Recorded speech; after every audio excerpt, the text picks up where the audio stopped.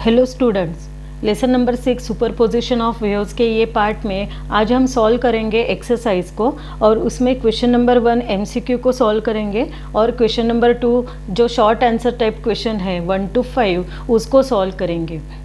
तो हमने last lecture में हमारा पूरा कंप्लीट कर दिया है सुपरपोजिशन ऑफ वेव्स ये लेसन।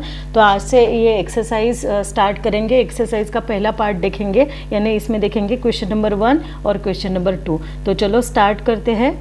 यहाँ पे आपको फर्स्ट क्वेश्चन दिखाई दे रहा है जो कि एमसीक्यू है। मैं इसको पढ़ती हूँ और आपको समझा कर देती हूँ, क्या है आंसर वो भी देखते हैं। पढ़ती हूँ पहले। When an air column in a pipe close at one end. अब देखो, air column in a pipe, pipe कैसा है, क्लोज एट वन एंड, एक एंड से पाइप क्लोज है, ठीक है। Close at end one end vibrate such that 3 nodes are form. कितने नोड्स फॉर्म हो रहे हैं? 3 नोड्स फॉर्म हो रहे हैं। 3 नोड्स आर फॉर्म, ठीक है।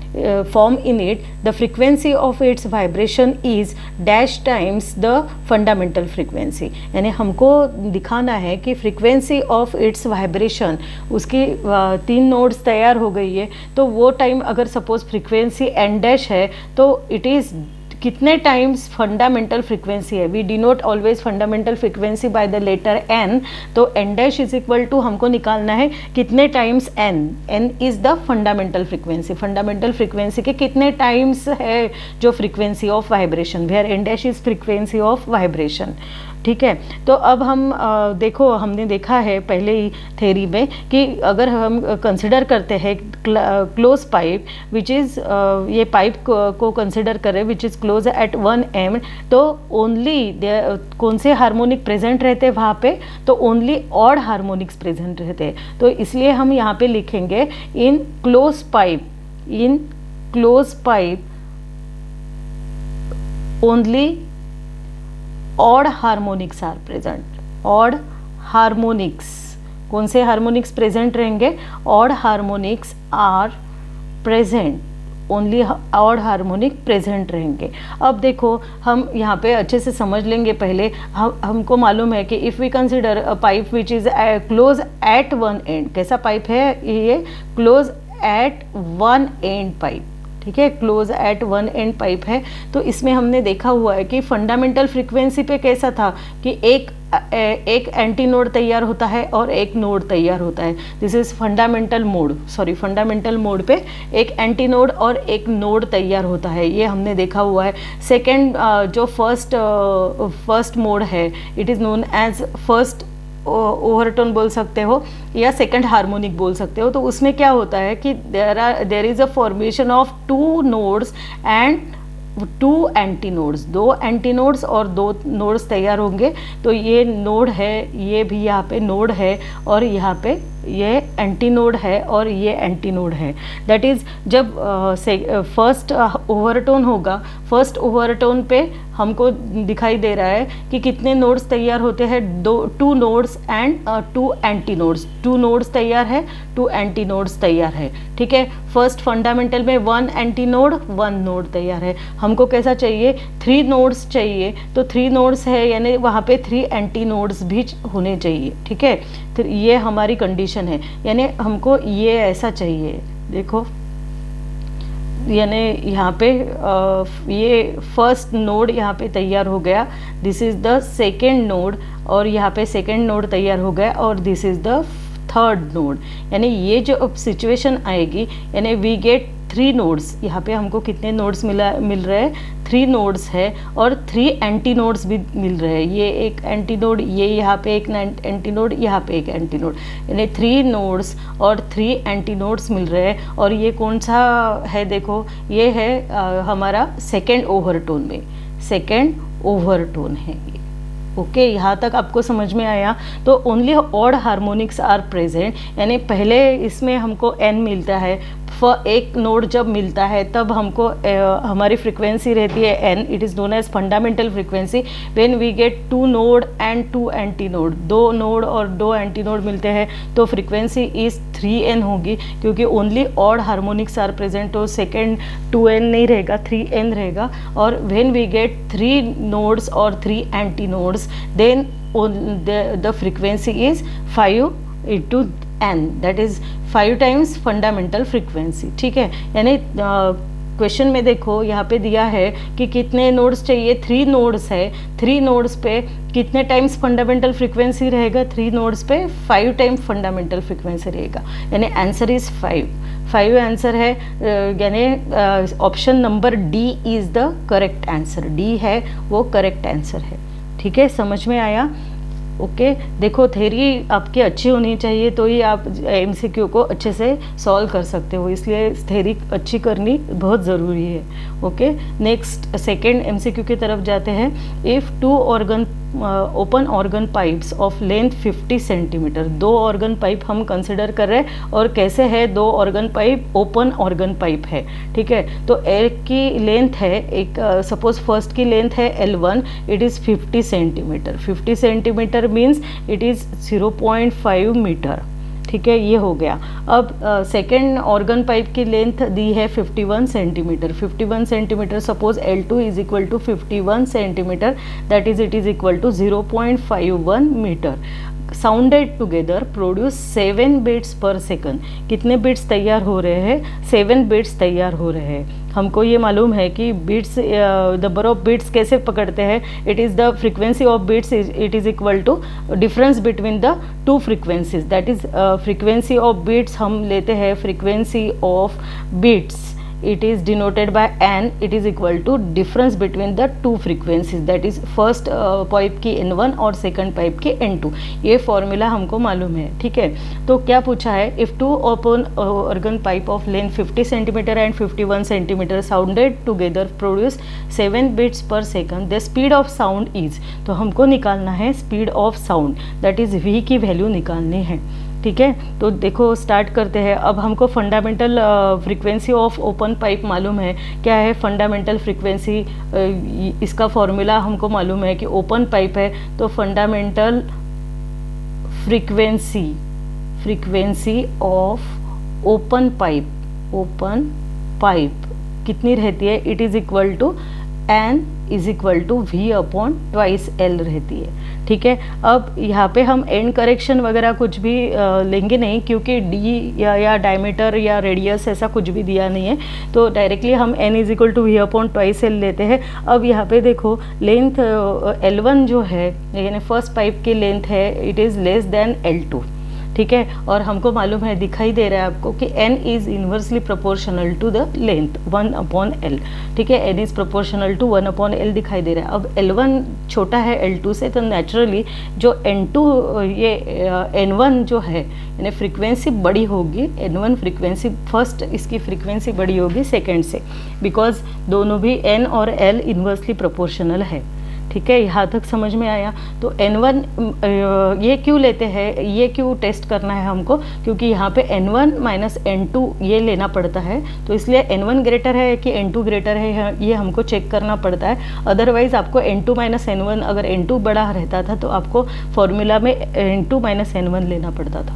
ठीक है, पर अब ऐसी सिचुएशन नहीं है, अभी N1 ही बड़ा है, तो हम लेंगे N1 minus N2 is equal to कितना दिया है, 7 दिया है। ठीक है, बीट फ्रीक्वेंसी 7 है, तो अब वैल्यू सब्सटीट्यूट करेंगे। N1 के लिए हम लिख सकते हैं v अपॉन ट्वाइस L1, क्योंकि हमारे पास में फॉर्मूला है n is equal to v upon twice L, और N2 के लिए लिख सकते हैं v upon twice L2, it is equal to 7। अब v को कॉमन निकालेंगे, वी गेट 1 अपॉन, और v2 को भी कॉमन निकाल सकते हैं, L1 minus 1 upon L2 is equal to 7, ये हम लिख सकते हैं।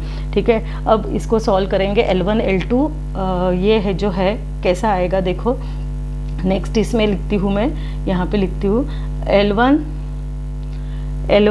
v कैसा निकाला था हमने, v अपॉन 2, मैं फिर से वो स्टेप लिख रही हूँ, L1 minus 1 upon L2 is equal to 7। मेरे साथ आप भी लिखो, यानी आपकी भी अच्छी प्रैक्टिस हो जाएगी। ये 2 को हम भेज देते हैं, यानी वी गेट v अपॉन, अब इसको भी सॉल्व कर लेते पहले, L1 L2 और ऊपर आएगा L1 माइनस L2, और ये हो जाएगा 14, क्योंकि 2 को ये RHS में शिफ्ट किया है। अब हमारे पास L1 की वैल्यू है 0.5, 50 है ना, तो 0.5 पकड़ेंगे उसको, और माइनस 0.51 ये ऐसा आया है, अपॉन ये L1 minus L1 into L2, अगर इनको सॉल्व करते हैं हम L1 इंटू L2 यानी 0.5 मल्टीप्लाइड बाय 0.51, तो इट इज़ इक्वल टू, या हम ऐसे लिखेंगे इसको L1 इंटू L2 ही लिखेंगे, यानी ईजी जाएगा हमको 14, ठीक है। तो v की वैल्यू कैसी आती है, देखो v is equal to 14, L1 L2 ऊपर चले जाएंगे, L1 L2 अपॉन इसकी जो वैल्यू है वो आती है 0.01 आती है, ठीक है। तो यहाँ पे L1 माइनस L2 नहीं, L2 माइनस L1 चाहिए, ठीक है। तो बराबर आ जाता है अभी ये F51 और ये ऐसा चाहिए था, ठीक है। तो यानी वी गेट L1, इसमें वैल्यू सब्सटीट्यूट करेंगे 40 into 0.5 multiplied by 0.51 divided by 0.01। तो इसको अगर हम कैलकुलेट करते हैं तो वी गेट आंसर हमको मिलता है v is equal to 357 metre per second. देखना 357 मीटर पर सेकंड आंसर है क्या, हम देखेंगे। तो यहाँ तक समझ में आया ना, ओनली कैलकुलेशन पार्टी है। तो v is equal to 357 metre per second हमको आंसर मिलता है, v is equal to 357 metre है answer. Option number D is the correct answer. कितना, कौन सा ऑप्शन डी राइट आंसर है, ठीक है। समझ में आया, इजी है, वैसे थोड़ा सा कैलकुलेशन करना पड़ता है इसीलिए, बाकी इजी है, ठीक है। नेक्स्ट एमसीक्यू के तरफ जाएंगे।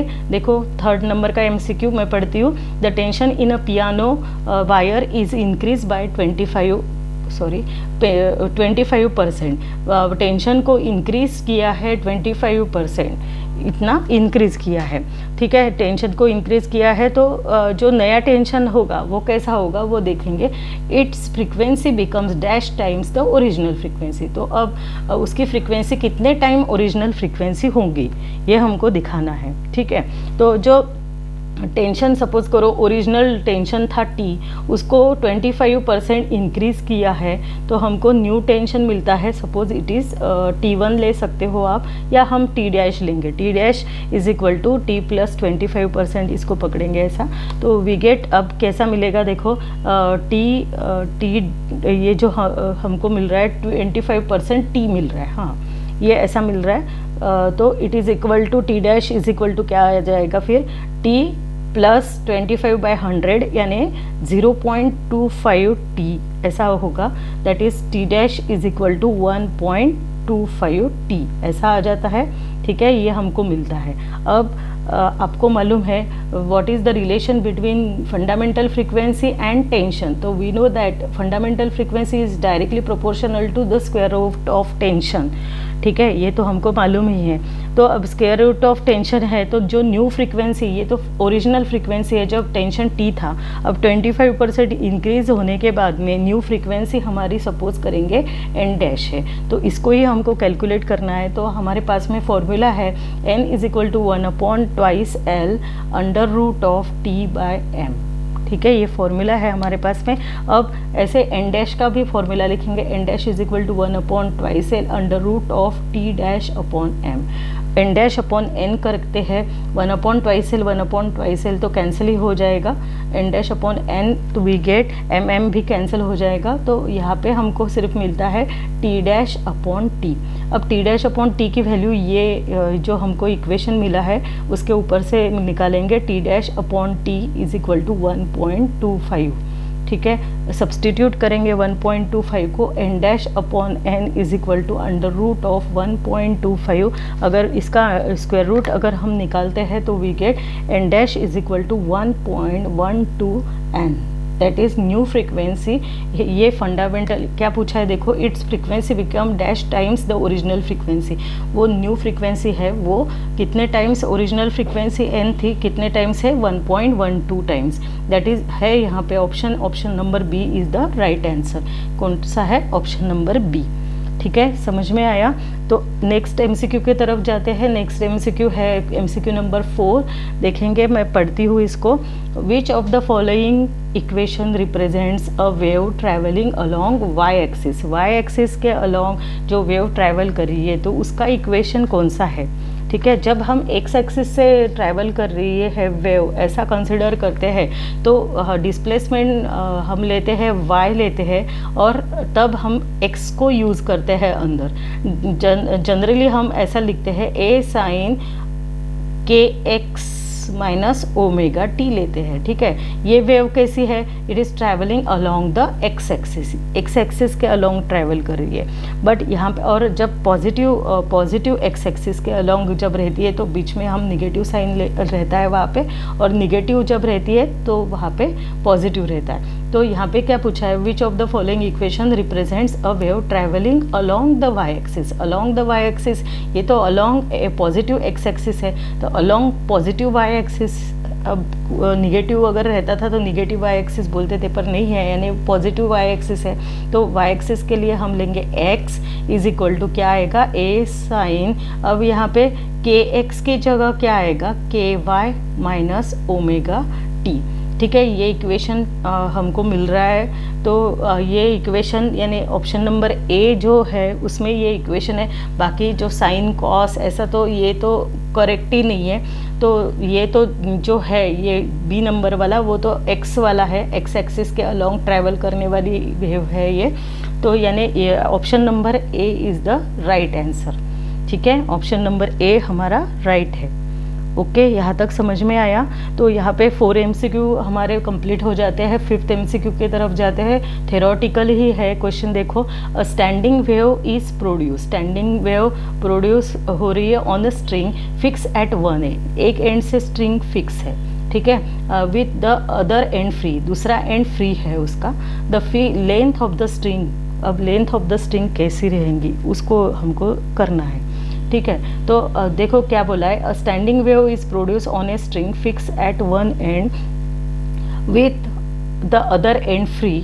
तो लेंथ ऑफ द स्ट्रिंग कैसी रहेंगी इसको हमको निकालना है, लेंथ ऑफ द स्ट्रिंग कैसी रहेगी। अब हमको मालूम है कि अगर ये फ्री है, फ्री एंड है, तो फ्री एंड पे क्या तैयार होता है, ऑलवेज एंटी नोड तैयार होता है। और जो फिक्स एंड रहता है वहाँ पे क्या तैयार होता है, नोड तैयार होता है। तो फर्स्ट इसमें अब ये ऐसा तैयार हो रहा है। तो यहाँ पे जो हमको ये भी मालूम है कि डिस्टेंस बिटवीन एक नोड और एंटी नोड के बीच का डिस्टेंस कितना रहता है, इट इज़ लैम्बडा बाय 4 रहता है, ठीक है, लैम्बडा बाय 4 रहता है।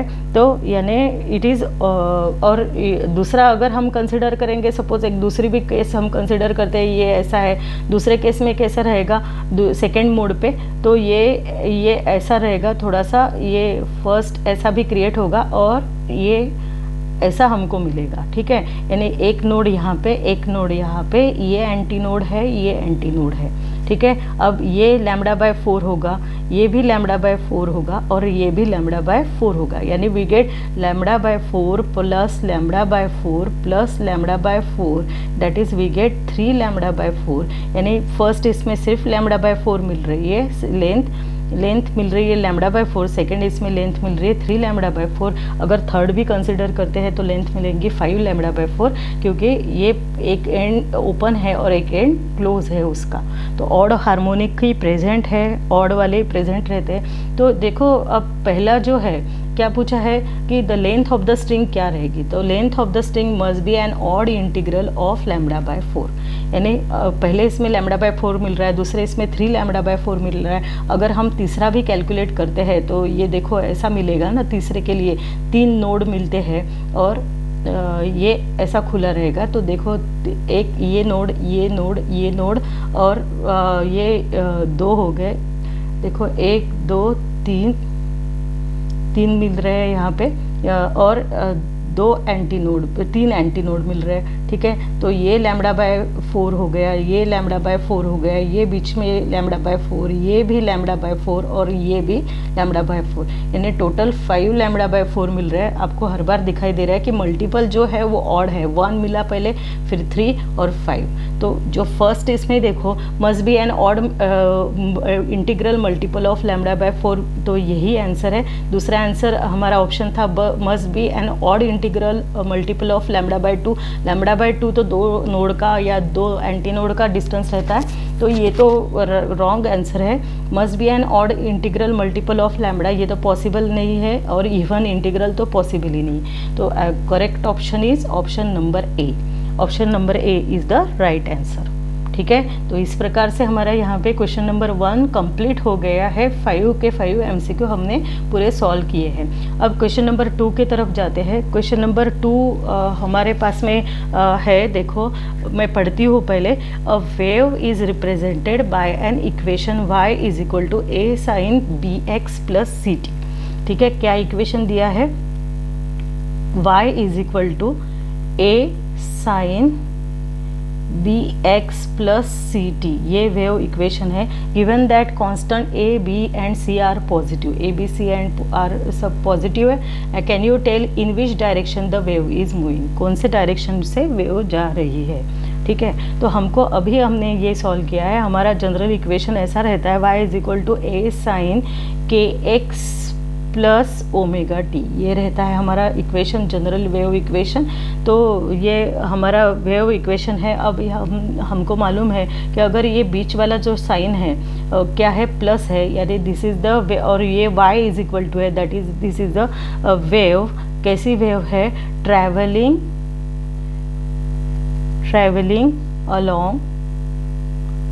Along negative.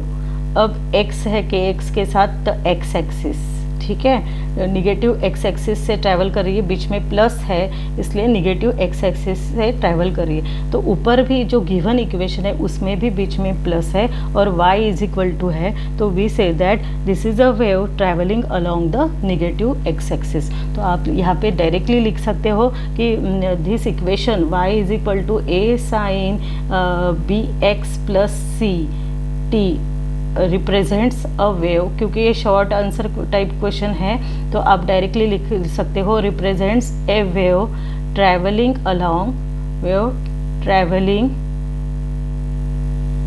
Along negative x axis. ठीक है, यही आंसर है इसका। ओके, इजी है। नेक्स्ट क्वेश्चन की तरफ जाएंगे।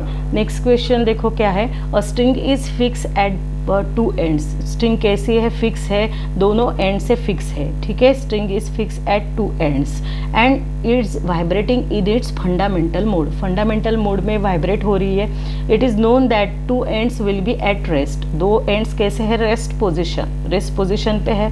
ठीक है, apart from this is there any position on the string which can be touch so as not to disturb the motion of the string. एक कोई ऐसा है क्या पॉइंट कि जहाँ पे हम टच कर सकते हैं सो दैट जो वेव जा रही है तो उसका जो स्ट्रिंग पे ऐसा कोई पॉइंट है क्या तो उसका मोशन डिस्टर्ब न हो और हम वहाँ पे टच कर सकते हैं, ये उन्होंने पूछा है।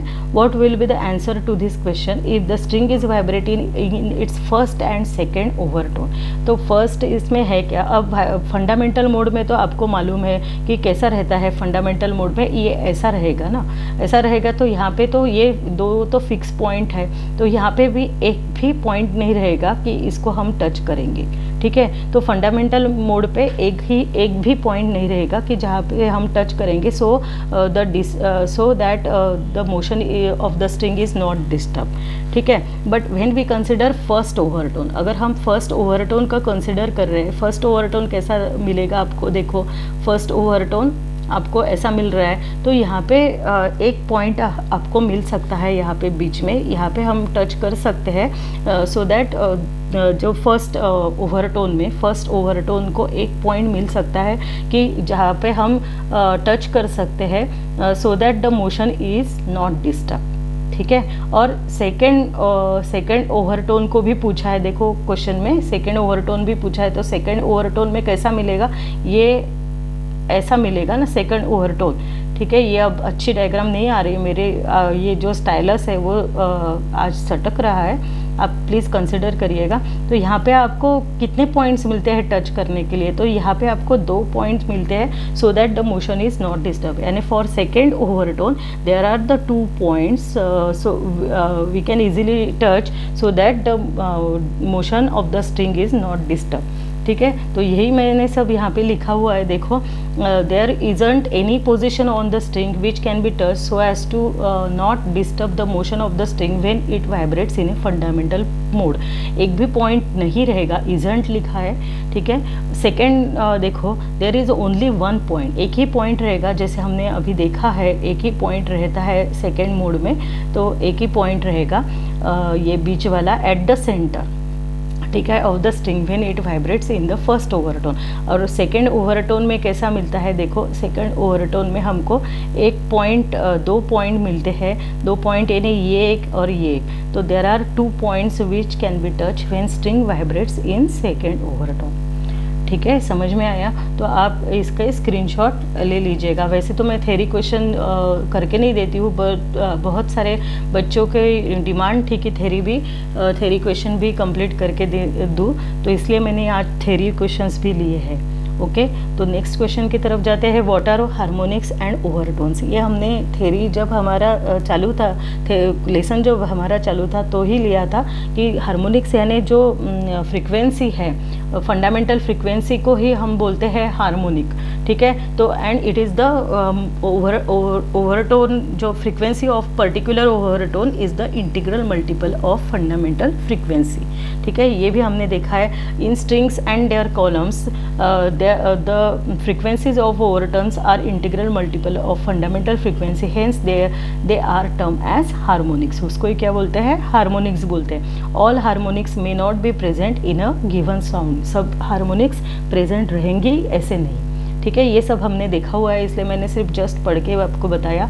ओवरटोन यानी क्या है, ये आपको मालूम है कि जो फ्रीक्वेंसी ग्रेटर है फंडामेंटल फ्रीक्वेंसी से, उसे बोलते हैं ओवरटोन। तो यहाँ पे दिया है the tones whose frequencies are greater than the fundamental frequency are called as overtones. Overtones are those multiples of fundamental frequency which are actually present in the sound, present रहते हैं। और the first frequency higher than the fundamental frequency is known as first overtone, the next frequency higher is second overtone and so on. ये भी हमने देखा है, fundamental frequency से greater जो फ्रीक्वेंसी रहती है उसको बोलते हैं फर्स्ट ओवरटोन, फिर बोलते हैं सेकेंड ओवरटोन एंड इस प्रकार से बोलते हैं। तो ये भी हमारी थ्योरी पूरी हुई है। अब इसका स्क्रीनशॉट ले लो और यही आंसर है, ठीक है।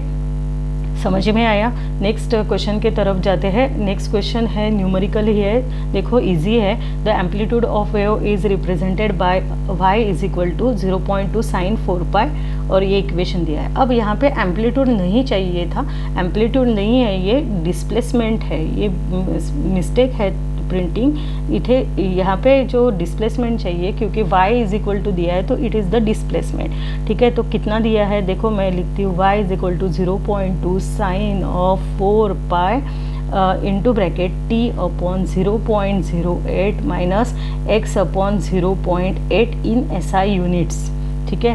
अब हमको वेवलेंथ को फाइंड करना है। Wavelength is denoted by lambda.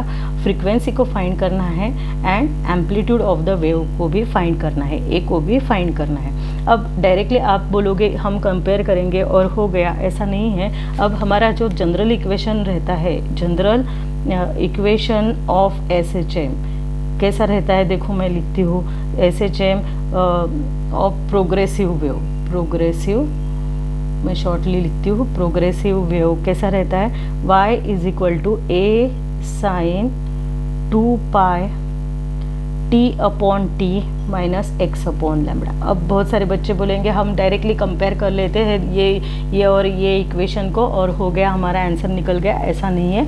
देखो यहाँ पे 0.2 ये एम्पलीट्यूड है क्या, ये 0.2 यहाँ पे है तो 0.2 एम्पलीट्यूड होगी 1 अपॉन टी, नहीं, हमको थोड़ा सा इसको रीअरेंज करना पड़ेगा। ये जो गिवन इक्वेशन है उसको हम रीअरेंज करेंगे। कैसा कर लिखेंगे, देखो y इज इक्वल 0.2, हम क्या करते हैं साइन ऑफ 2 पाई कर लेते हैं, क्योंकि हमको यहाँ पे 2 पाई चाहिए, यहाँ पे 4 पाई दिया है, तो हम क्या करते हैं यहाँ पे साइन ऑफ 2 पाई कर लेते हैं पहले, ठीक है। साइन ऑफ 2 पाई करते हैं और फिर क्या करते हैं, साइन ऑफ 2 पाई करने के बाद में अंदर फिर 2 से मल्टीप्लाइड करेंगे, 2t upon T minus 2x upon T नहीं है, यहाँ पे 0.08 है।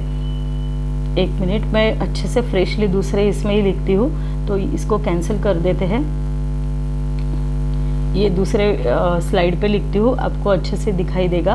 तो देखो कैसा इक्वेशन था, y is equal to 0.2 sine of 4 pi t upon 0.08 minus x upon 0.8, ये गिवन इक्वेशन है। तो साइन ऑफ 2 पाई चाहिए, तो यहाँ पे 4 पाई है, तो हम इसको 0.2 साइन ऑफ 2 पाई करते हैं, फिर अंदर 2 को मल्टीप्लाई करते हैं 2t upon 0.08 minus 2x upon 0.8। इसको याद रखना है आपको, यहाँ पे साइन 2 पाई चाहिए जो हमारा इक्वेशन है। अब देखो इसको क्या मिलता है हमको, 0.2 साइन ऑफ 2 पाई, अब अंदर बचता है t upon 0.04 minus x upon 0.4। अब मिल गया ये अपना इक्वेशन, ठीक है। तो ये हो गया अब स्टैंडर्ड फॉर्म वाला इक्वेशन, क्योंकि यहाँ पे 2 पाई भी मिल गया।